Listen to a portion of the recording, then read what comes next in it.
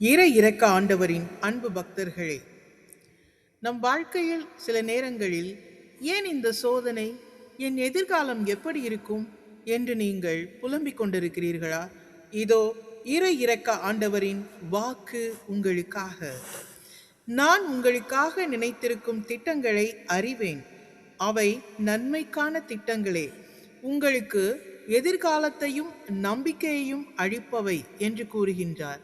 ஆம், இறைவனின் திட்டங்கள் நம் விருப்பப்படி அல்ல, நமக்கு நன்மை பயக்கும் விதமாக அவர் திட்டங்கள் அமைகின்றன.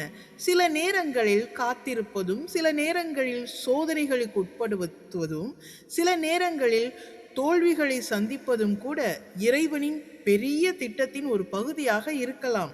அவை நம்மை முன் தயாரிப்பாக, பிற நல்ல விஷயங்களை பெறுவதற்கான ஒரு பாத்திரமாக நம்மை மாற்றுவதற்கான ஒரு தயாரிப்பாகும். ஆகவே நம்பிக்கையோடு காத்திருங்கள். அவரின் நல்ல திட்டங்கள் உங்களை உயர்த்துவதற்காக இதோ வந்து கொண்டே இருக்கின்றன. அவரின் ஆசீர்வாதங்களை இன்று நீங்கள் பெறுங்கள். உங்கள் எதிர்காலம் உங்கள் கைகளில் இல்லை, அது இறைவனின் அன்பான கரங்களில் அடங்கி இருக்கிறது என்பதை நம்பிக்கையோடு நினைவு கூறுங்கள். என்றென்றும் வாழ்வீர்கள், வாழ்த்த பெறுவீர்கள். ஆமேன். இறை இரக்கம் போற்றி.